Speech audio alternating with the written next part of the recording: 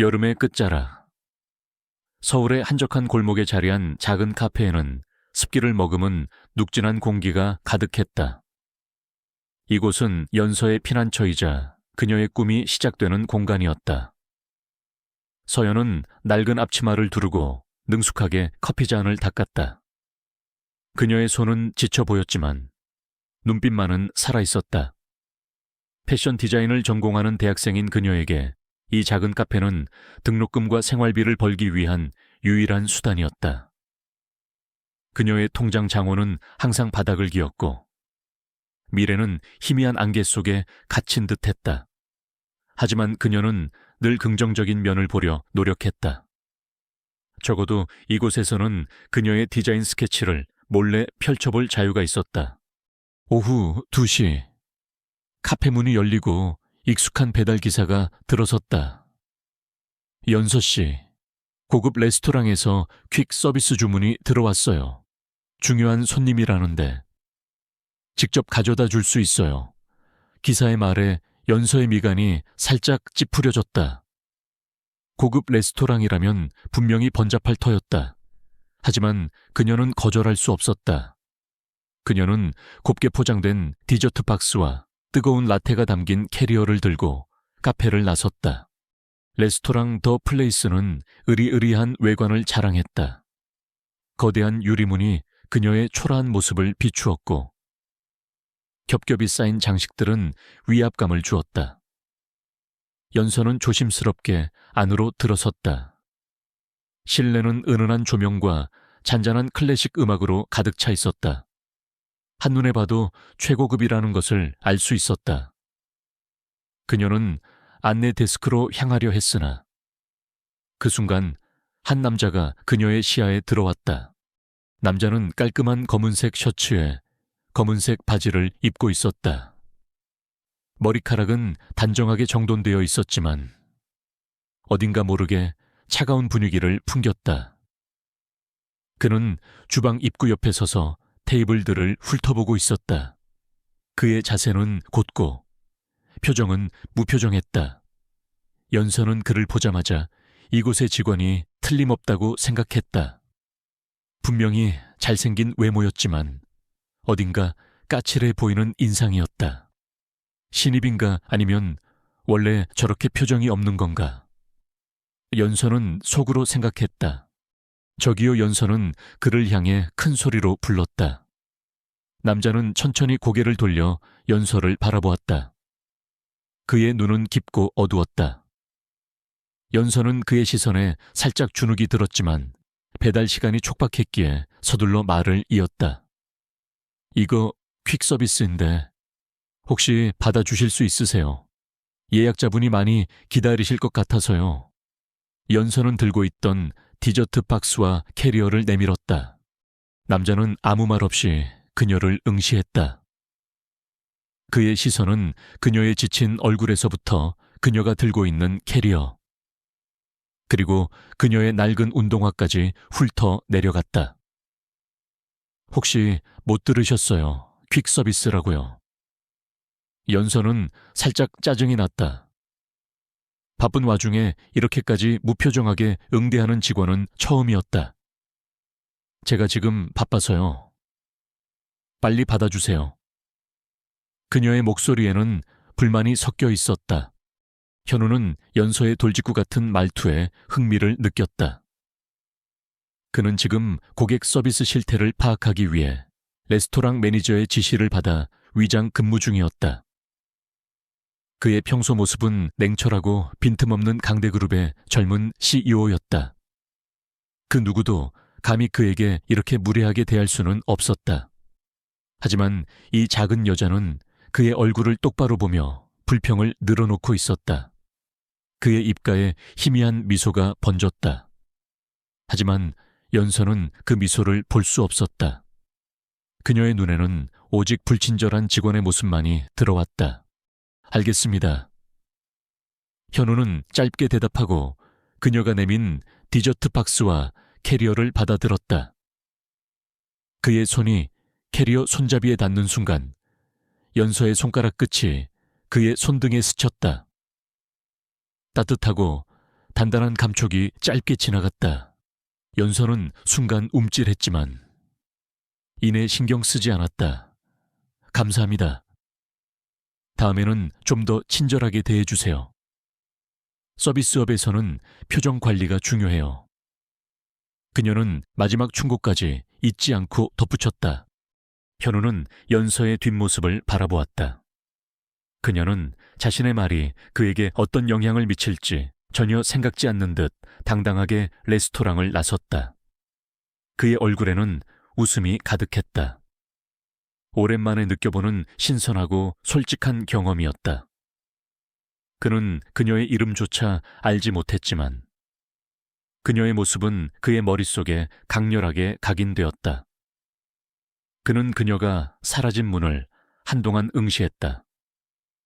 강연서, 저 여자, 흥미롭군. 그는 주머니에서 휴대전화를 꺼내 비서에게 메시지를 보냈다. 오늘 배달온 카페 아르바이트생에 대해 조사해봐.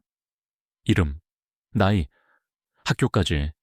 연서는 다시 카페로 돌아왔다. 그녀는 방금 전의 경험을 동료에게 투덜거렸다.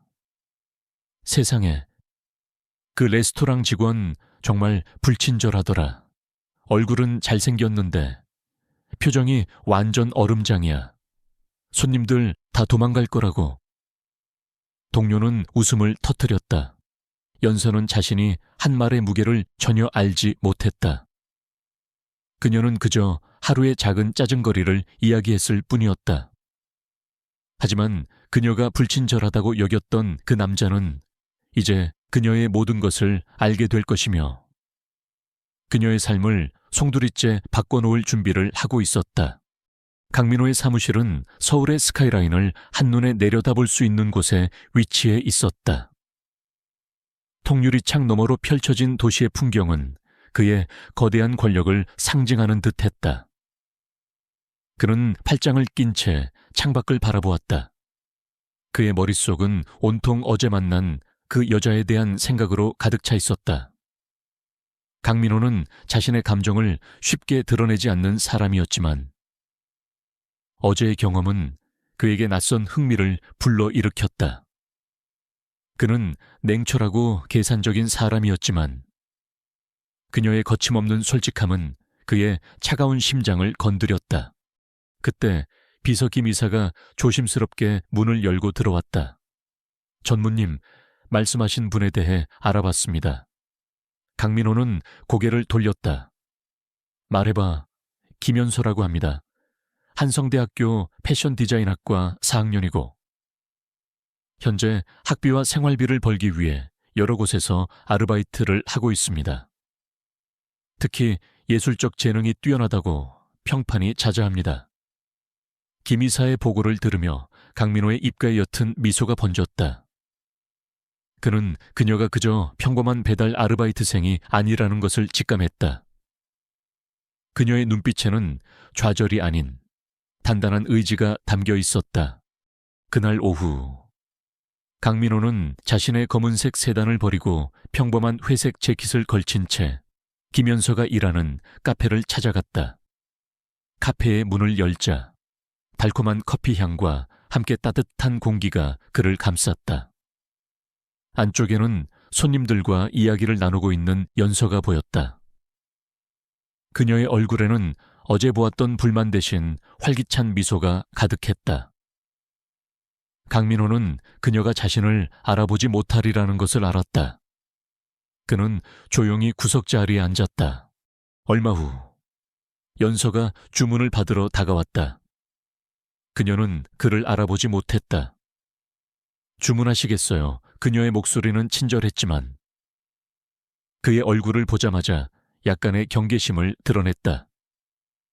아이스 아메리카노 한 잔이요. 강민호는 일부러 천천히 말했다. 연서는 고개를 끄덕이고 주문을 받아갔다. 그녀는 그가 왠지 모르게 낯이 익다고 생각했지만 대수롭지 않게 여겼다. 그녀는 잠시 후 커피를 가져다 주었고 그는 커피를 마시며 그녀를 관찰했다.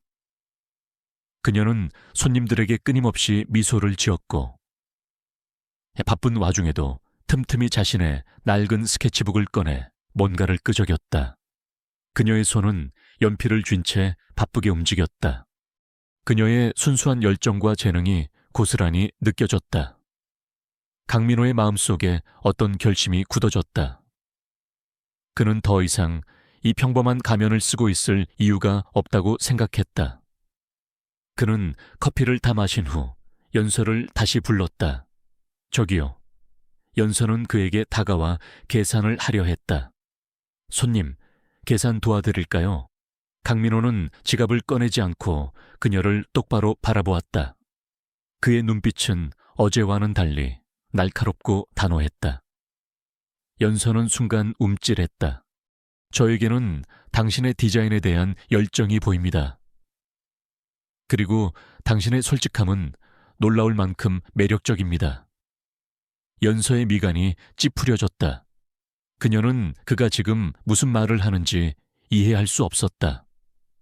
무슨 말씀이세요? 저는 그냥 아르바이트생인데요. 맞아요. 아르바이트생이죠. 하지만 저는 당신 같은 사람이 필요합니다. 저의 개인 비서로 일해볼 생각이 없습니까?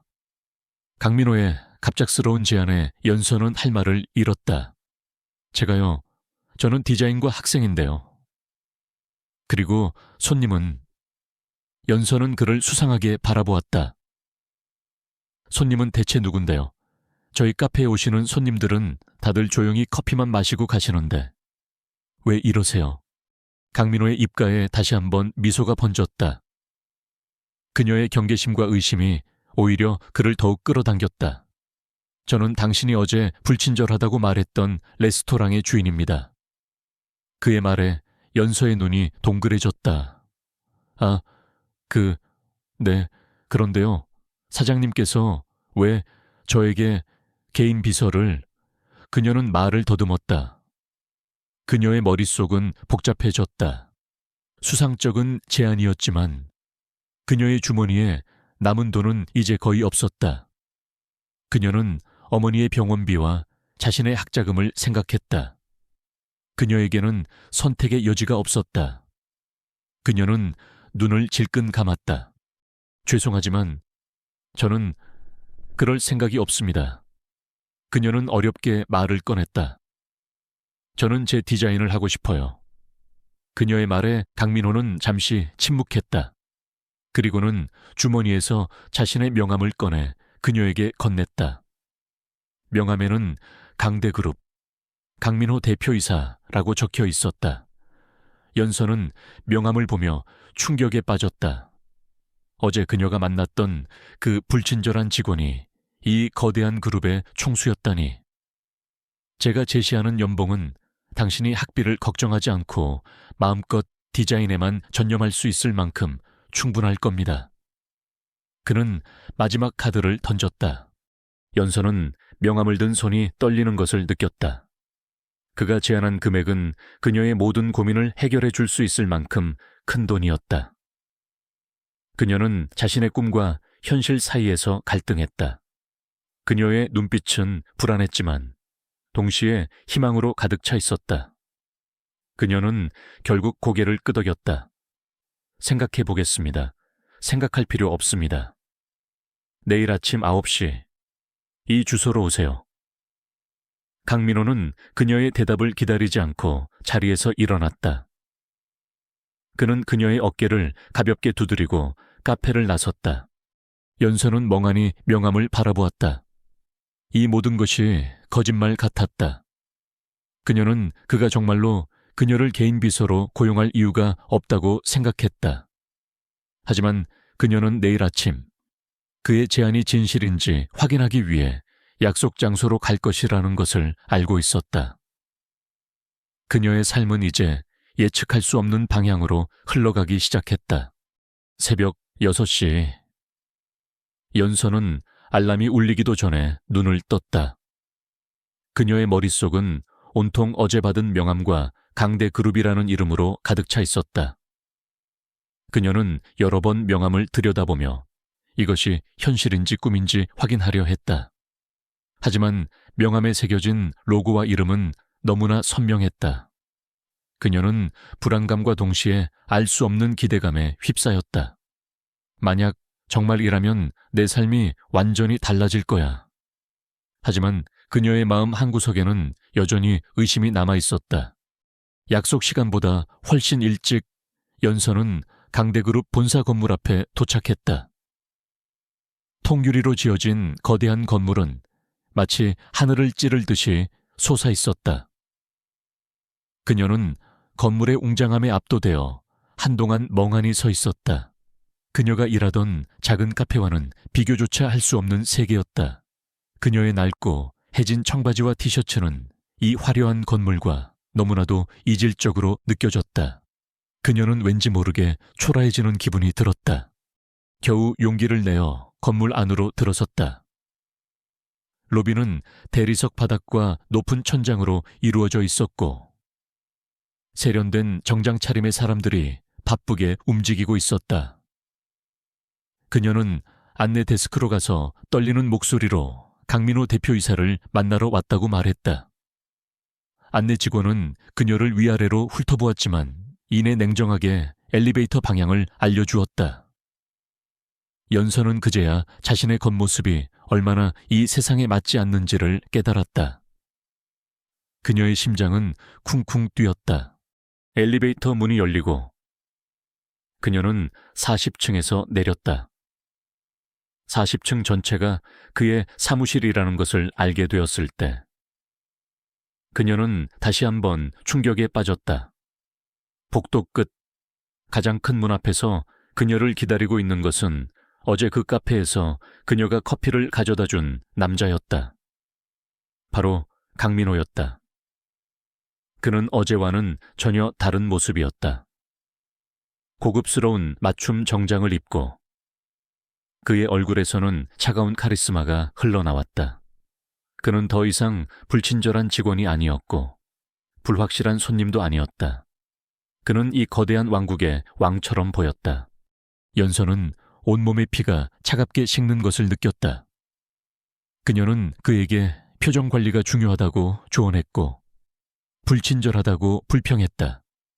그녀는 그를 아저씨라고 불렀고 그에게 돈을 빨리 내라고 재촉했다. 그 모든 순간들이 필름처럼 빠르게 머릿속을 스쳐 지나갔다. 그녀의 얼굴은 붉게 달아올랐고 부끄러움이 그녀를 짓눌렀다. 그녀는 고개를 숙였다. 민호는 그녀의 반응을 조용히 관찰했다. 그녀의 눈빛에 어린 당혹감과 수치심을 읽을 수 있었다. 그는 그녀에게 다가가 문을 열어주었다. 들어오세요. 그의 목소리는 어제와는 달리 딱딱했고 권위가 느껴졌다. 연서는 주저하며 사무실 안으로 들어섰다. 사무실은 그의 권력을 그대로 반영하고 있었다. 통유리창 너머로 서울의 정형이 그림처럼 펼쳐져 있었다. 그녀는 자신도 모르게 숨을 멈췄다. 민호는 자신의 책상 뒤 의자에 앉아 그녀를 바라보았다. 앉으세요. 그는 맞은편 의자를 가리켰다. 연서는 조심스럽게 의자에 앉았다. 그녀는 그에게 어떤 말을 해야 할지 알 수 없었다. 사과를 해야 할까? 아니면 그냥 입을 다물고 있어야 할까? 그때 민호가 먼저 입을 열었다. 어제 제가 불친절했다고 하셨죠. 그의 말에 연서의 심장이 철렁 내려앉았다. 그건 죄송합니다. 제가 그때 괜찮습니다. 당신 말이 맞았어요. 저는 당신 덕분에 직원 교육의 중요성을 다시 한번 깨달았습니다. 그의 말은 예상 밖이었다. 그의 목소리는 진지했지만 그의 눈은 장난기가 가득했다. 그는 테이블에 놓인 커피를 그녀에게 건넸다. 마셔요. 그리고는 그녀의 스케치북을 가리켰다. 당신이 디자인을 좋아한다고 들었습니다. 당신의 재능을 보여줄 수 있겠습니까? 연서는 당황했지만 가방에서 낡은 스케치북을 꺼내 그에게 건넸다. 민호는 스케치북을 넘겨보았다. 그의 얼굴은 무표정했지만 그의 눈은 깊은 감탄을 드러내고 있었다. 그는 그녀의 스케치에서 재능과 열정, 그리고 그녀만의 독특한 세계를 보았다. 훌륭합니다. 당신은 뛰어난 디자이너가 될 겁니다. 그는 스케치북을 덮고 말했다. 당신을 개인 비서로 고용한 이유는 당신의 디자인 재능 때문입니다. 저의 모든 사업은 디자인과 연결되어 있습니다. 당신은 저의 개인적인 디자인 고문이 될 겁니다. 일반적인 비서 업무는 김 이사가 할 겁니다. 당신은 저와 함께 일하며 당신의 재능을 키우고 세상에 보여주게 될 겁니다. 그의 말은 그녀의 모든 걱정과 불안을 한순간에 날려버렸다. 그는 그녀를 동정하는 것이 아니었다. 그는 그녀의 재능을 인정하고 그녀에게 기회를 주려 한 것이다. 연서는 그를 바라보았다. 그녀의 눈에서는 눈물이 흘러내렸다. 부끄러움과 죄송함, 그리고 감동이 뒤섞인 감정이었다. 그녀는 자신의 삶이 이렇게 바뀔 수 있다는 것을 상상도 하지 못했다. 그녀는 그에게 감사하다는 말을 하고 싶었지만 목소리가 나오지 않았다. 민호는 그녀의 손에 자신의 명함을 다시 쥐어주었다. 연서 씨, 이제 당신의 새로운 삶이 시작되었습니다. 당신이 겪었던 모든 어려움은 이제 끝났습니다. 그녀는 그의 말을 믿었다. 그녀는 이 거대한 사무실을 나왔을 때 더 이상 초라한 존재가 아니었다. 그녀는 그의 세계에 들어섰고 그의 손을 잡고 새로운 삶을 시작하게 된 것이다. 그녀는 뒤를 돌아보았다. 민호는 창가에 서서 그녀가 사라질 때까지 그녀의 뒷모습을 바라보고 있었다. 그의 입계는 알 수 없는 만족스러운 미소가 번져 있었다. 연서의 출근 첫날, 그녀는 낯선 공기 속에서 깊은 숨을 들이마셨다. 그녀는 여전히 이 모든 것이 꿈처럼 느껴졌다. 하지만 현실은 그녀를 기다리고 있었다. 그녀의 책상은 민호의 사무실 바로 옆에 마련되어 있었고 그녀에게 주어진 업무는 디자인 관련 프로젝트의 아이디어를 보고하고 의견을 제시하는 것이었다. 민호는 그녀에게 일반적인 비서 업무는 전혀 주지 않았다. 그는 그녀를 동등한 파트너처럼 대했다. 연서는 민호와 함께 여러 회의에 참석했다.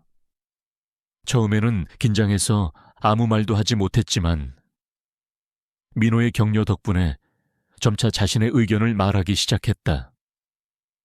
그녀의 신선하고 기발한 아이디어들은 회의에 참석한 임원들을 놀라게 했다. 특히 신제품의 패키지 디자인에 대한 그녀의 제안은 모두의 감탄을 자아냈다. 젊은 감각이 살아있네요. 저 친구 아이디어 신선한데. 그녀는 조금씩 자신감을 되찾아갔다. 그녀는 그제야 민호가 왜 자신을 고용했는지 깨달았다. 그는 그녀의 재능을 믿어준 것이다. 민호의 연서를 향한 배려는 은밀하고 세심했다. 그들은 함께 점심을 먹을 때도 있었고 민호는 그녀가 좋아하는 음료를 미리 준비해두는 등 작은 것 하나하나에 신경을 썼다. 그는 그녀가 밤늦게까지 스케치를 할 때면 따뜻한 차와 간단한 식사를 가져다 주었고 무리하지 말아요 라고 조용히 말했다. 이 모든 행동은 강대그룹의 직원들에게는 매우 이례적인 일이었다. 그들의 눈에는 차갑고 완벽한 CEO가 한 아르바이트생 출신 직원에게 특별한 관심을 보이는 것처럼 보였다. 그 중에서도 가장 민감하게 반응하는 사람은 마케팅 팀장인 지민이었다.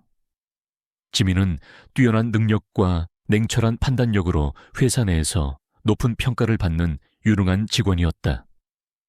그녀는 오랫동안 민호를 짝사랑했고 그의 옆자리를 차지하기 위해 노력해왔다. 그런데 어느 날 갑자기 나타난 초라한 차림의 연서가 민호의 모든 관심을 받는 것을 보며 지민은 질투심에 휩싸였다. 그녀의 자존심은 짓밟혔고 그녀의 마음은 증오로 물들기 시작했다. 지민은 연서를 무시했다. 그녀는 연서에게 인사를 건네지도 않았고 회의 중에도 그녀의 아이디어를 깎아내리기 일쑤였다.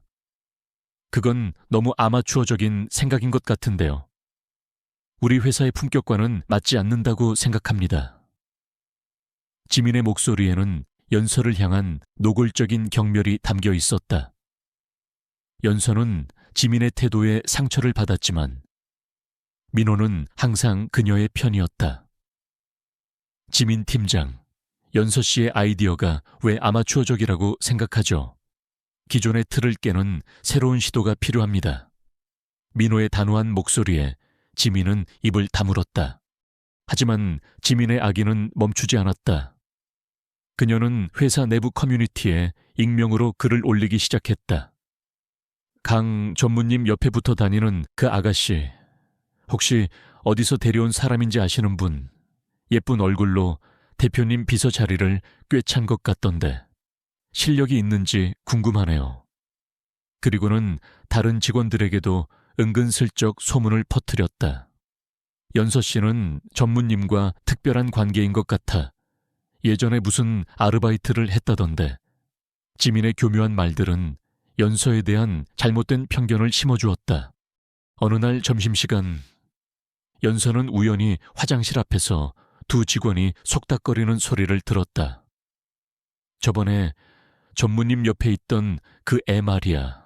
얼굴 믿고 들어온 거라던데. 맞아. 능력도 없는 애가 뭘 안다고 설치는지. 전무님도 참 눈이 낮아지셨네. 그들의 말은 칼날처럼 그녀의 심장을 찔렀다. 그녀의 얼굴은 창백해졌고 손은 떨리기 시작했다. 그녀가 얼마나 노력했는지, 그녀가 어떤 열정을 가지고 있었는지는 중요하지 않았다.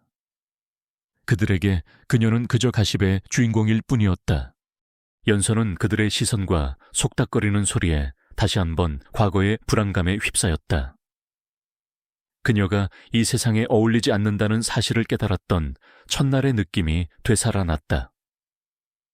그녀는 이제 막 피어나기 시작했던 작은 희망이 짓밟히는 것을 느꼈다.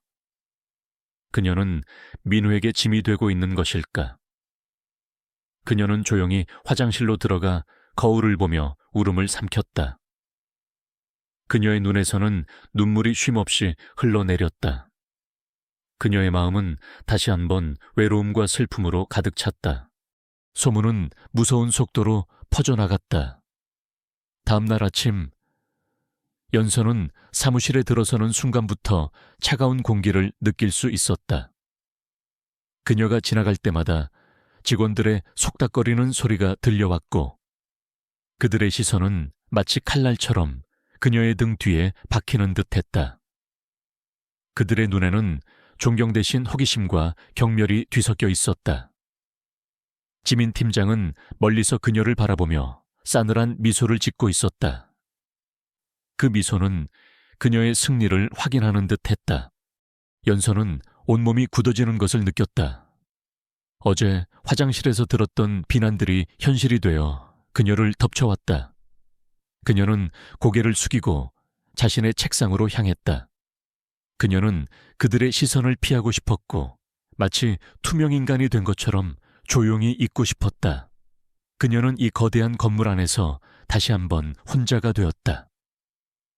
그녀가 간신히 찾았던 작은 안정감과 소속감은 한순간에 무너져 내렸다. 그녀는 모든 것을 포기하고 다시 예전의 삶으로 돌아가고 싶은 충동을 느꼈다. 그때 민호가 조용히 그녀의 책상으로 다가왔다. 연서 씨, 그의 목소리는 차분했지만 그 안에는 깊은 걱정이 담겨 있었다. 연서는 고개를 들 수 없었다.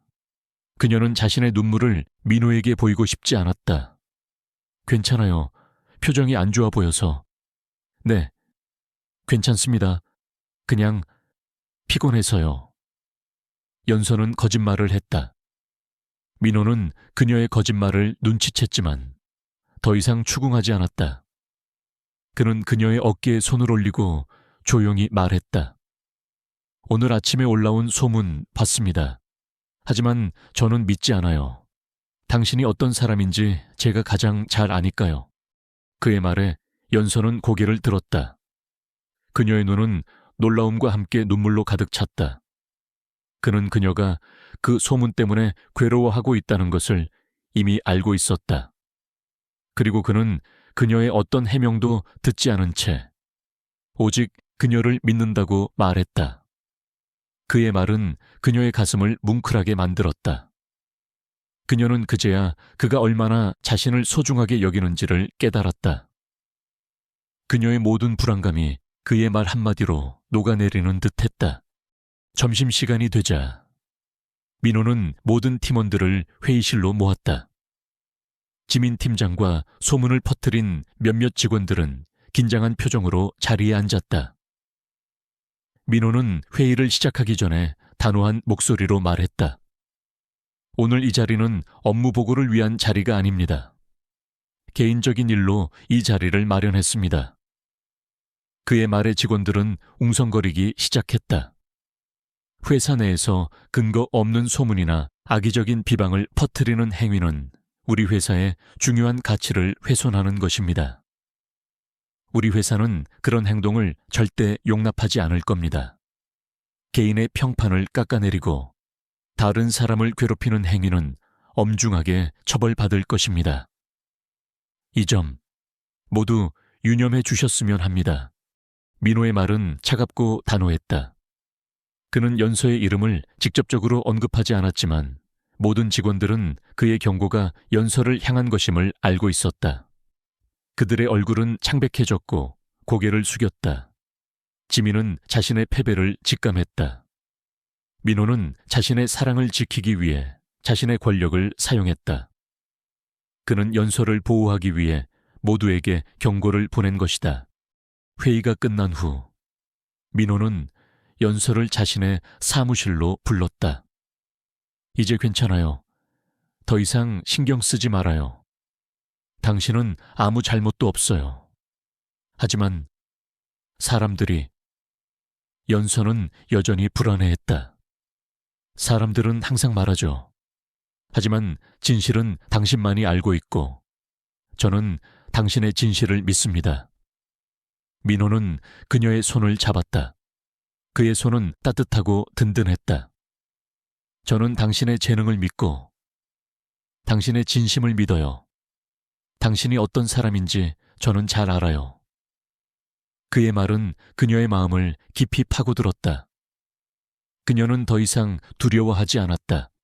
민호는 곧바로 비서 김이색에 지시를 내렸다.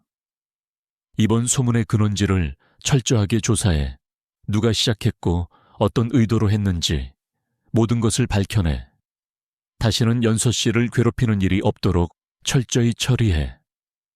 그의 눈은 분노로 이글거렸다.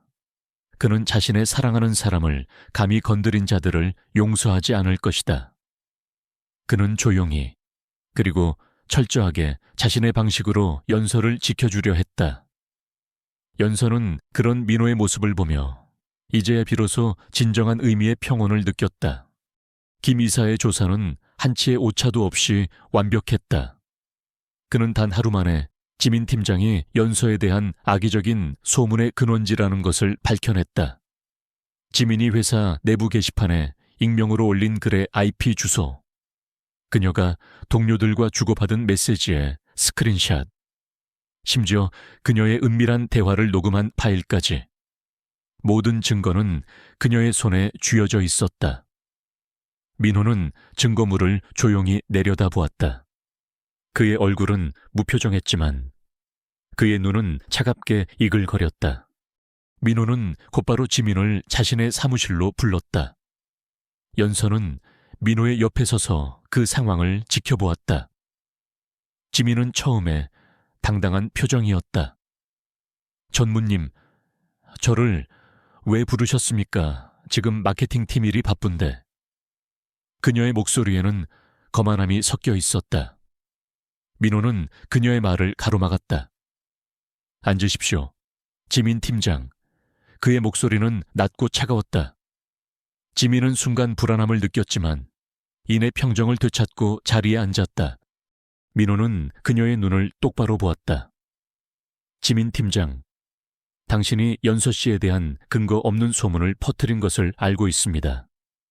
민호의 직설적인 말에 지민의 얼굴이 굳어졌다. 무슨 소리십니까? 저는 그런 적 없습니다. 그녀는 필사적으로 부인했다. 민호는 그녀의 부인을 무시한 채 김 이사가 준비한 태블릿을 그녀에게 건넸다. 태블릿 화면에는 그녀의 모든 악행이 증거로 정리되어 있었다. 그녀가 익명으로 쓴 글, 동료들과 나눈 메시지, 그리고 심지어 그들이 나눈 대화의 녹음 파일까지. 지민의 얼굴이 백지장처럼 하얗게 변했다. 그녀의 손이 떨리기 시작했다. 이건 조작된 겁니다. 저를 모함하려는 거 아닙니까? 그녀는 격앙된 목소리로 소리쳤다. 민호는 미동도 하지 않았다. 조작이라고요. 당신이 회사 내부망에 접속했던 IP 주소가 바로 당신 자리였습니다. 당신이 다른 직원들에게 연서 씨를 비방하라고 종용했던 대화 내용도 그대로 녹음되어 있습니다. 당신이 지금 거짓말을 하고 있다는 것까지도 모두 증거로 남아 있습니다. 민호의 목소리는 너무나도 차가워서 지민의 심장이 얼어붙는 듯했다. 지민은 절망적인 눈빛으로 민호를 바라보았다. 전무님을 좋아해서 그래서 질투심에 그만. 그녀는 눈물을 글썽이며 동정심을 유발하려 했다. 하지만 민호는 그녀의 눈물을 가볍게 무시했다. 당신의 감정은 당신의 문제입니다. 그것이 다른 사람을 해칠 이유는 되지 못합니다. 그의 목소리에는 단 한 점의 연민도 없었다. 당신은 연서 씨를 질투한 것이 아닙니다. 당신은 당신의 욕심과 열등감 때문에 다른 사람을 짓밟으려 했던 겁니다. 당신의 그릇된 욕망 때문에 연서 씨의 명예는 물론 당신 자신의 모든 경력까지도 잃게 될 겁니다. 민호는 조용히 김이색에 지시를 내렸다. 지민 팀장의 모든 업무를 정지시키고 인사팀의 징계위원회를 소집하도록 하세요. 소문 유포와 직장 내 괴롭힘, 그리고 명예훼손 혐의로 법적인 절차를 밟을 겁니다. 지민은 민호의 결정에 충격을 받아 무릎을 꿇었다. 전무님, 제발 한 번만 용서해 주세요. 제가 잘못했습니다. 제가 잘못했어요. 그녀는 눈물을 흘리며 애원했다. 하지만 민호는 미동도 하지 않았다. 그의 눈에는 더 이상 지민이 보이지 않는 듯했다. 연서는 이 모든 상황을 침묵 속에서 지켜보았다. 그녀의 마음속에는 복잡한 감정들이 뒤섞였다.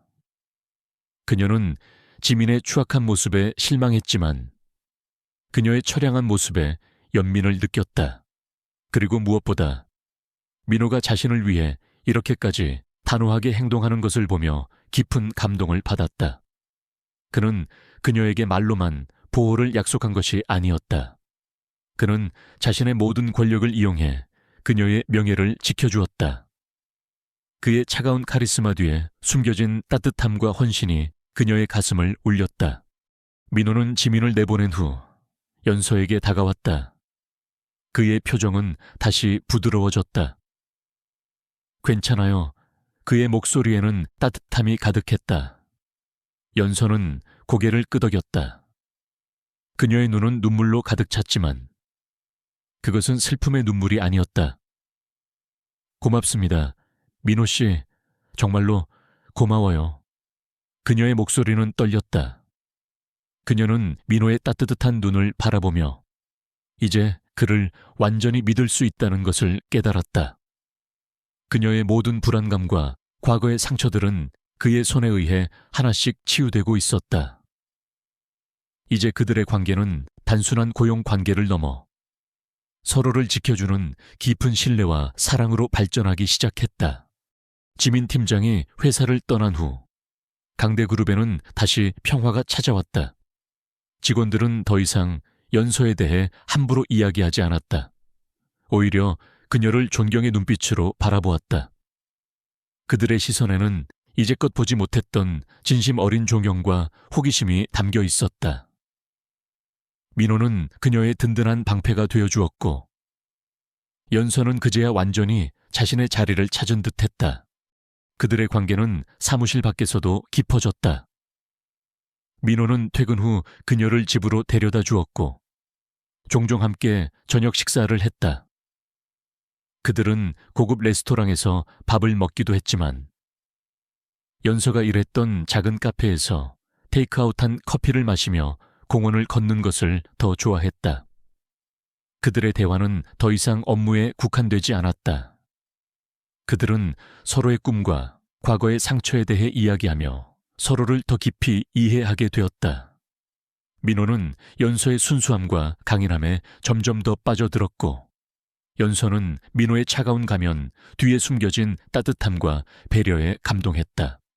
어느 주말 저녁, 민호는 연서를 자신의 가족 모임에 초대했다. 연서 씨, 우리 가족에게 정식으로 소개하고 싶어요. 그의 말에 연서는 긴장했다. 그녀는 그가 얼마나 대단한 사람인지 알았고 그의 가족이 얼마나 위험이 있을지 상상했다. 그녀의 초라한 배경이 다시 그녀를 짓누르는 듯했다. 하지만 민호는 그녀의 손을 잡고 안심시켰다. 괜찮아요. 제가 옆에 있을 테니까요. 민호의 가족 모임은 서울의 한 전통 한정식집에서 열렸다. 모든 이들이 고급스러운 한복을 차려입고 있었다. 그들의 눈빛은 민호와 함께 온 연서를 훑어보며 미묘한 평가를 내리고 있었다. 특히 민호의 아버지인 강 회장의 눈빛은 차가웠다. 그는 민호가 데려온 여자가 어떤 사람인지 궁금해했다. 그리고 연서의 평범한 옷차림과 긴장한 표정에서 그녀의 배경을 짐작했다. 식사 내내 민호의 가족들은 연서에게 은근한 압박을 가했다.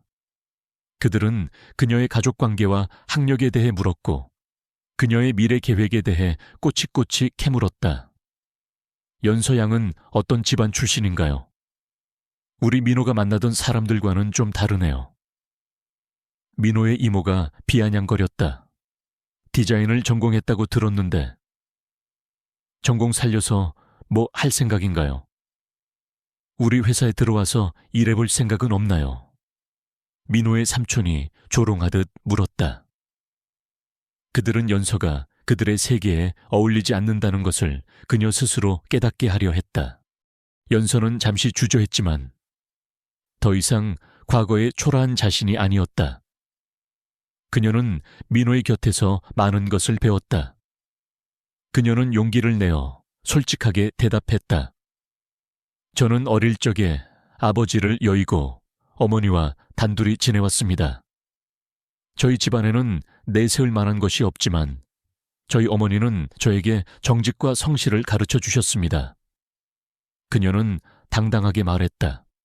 저희 꿈은 제가 디자인한 옷으로 사람들에게 행복을 주는 것입니다. 그리고 그 꿈을 이루기 위해 계속 노력할 겁니다.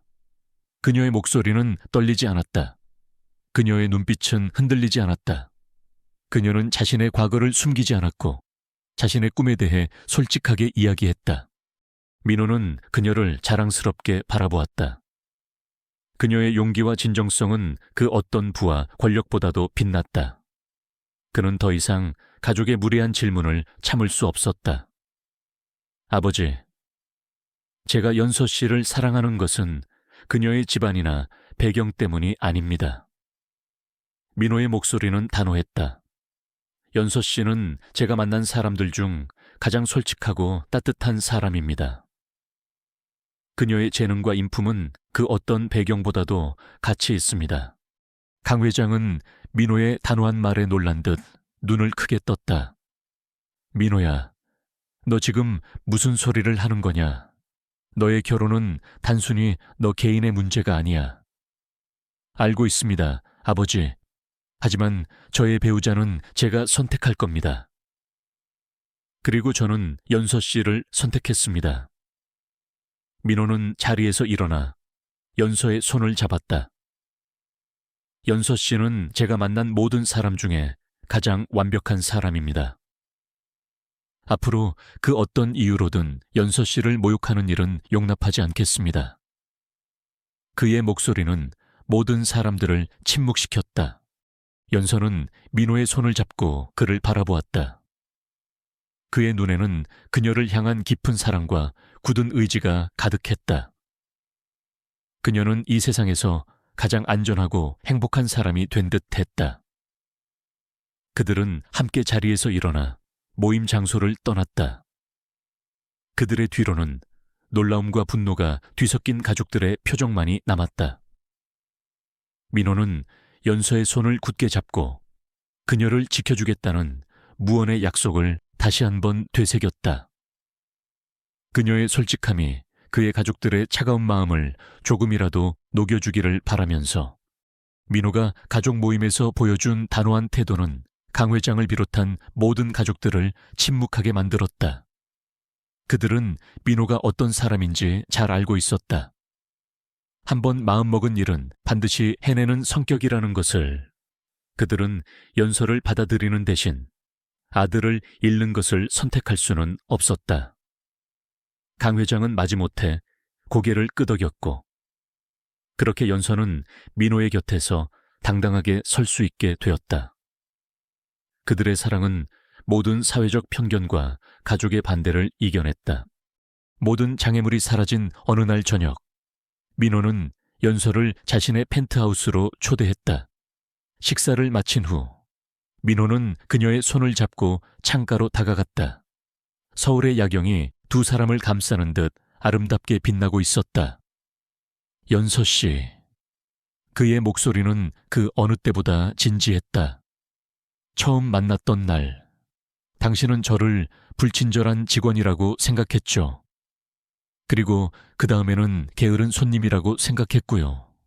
그의 말에 연서는 웃음을 터뜨렸다. 네, 그때는 제가 정말 바보 같았어요. 하지만 저는 그 순간부터 당신에게 반했습니다.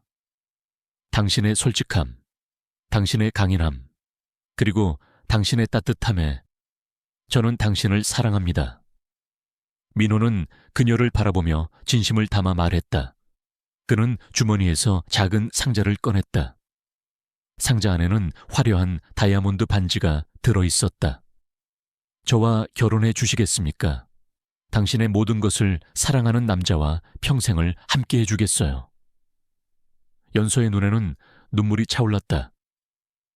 그녀는 고개를 끄덕였다. 네, 민호 씨. 저도 민호 씨를 사랑해요. 그들의 입술이 서로에게 닿았다. 그들의 키스는 그들의 모든 과거의 아픔을 치유하고 새로운 미래를 약속하는 듯 했다. 그들의 결혼식은 성대하지 않았다. 두 사람이 처음 만났던 레스토랑의 작은 정원에서 소박한 결혼식이 열렸다. 그들의 결혼식은 그들만의 사랑을 축복하는 자리였다. 민호의 가족들은 이제 연서를 따뜻하게 맞이했고 민호의 진심을 이해하게 되었다. 지민 팀장은 회사를 떠난 후 소문과 명예 실추로 인해 사회적으로 큰 어려움을 겪게 되었다. 그녀의 탐욕과 질투는 결국 그녀 자신의 삶을 파멸로 이끌었다.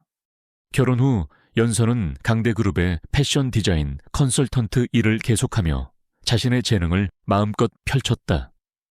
그녀는 민호의 전폭적인 지원 아래 자신의 이름을 건 패션 브랜드 연서 스튜디오를 론칭했다. 그녀의 디자인은 솔직하고 감성적이었고 사람들에게 큰 사랑을 받았다. 그녀는 더 이상 돈을 벌기 위해 일하지 않았다.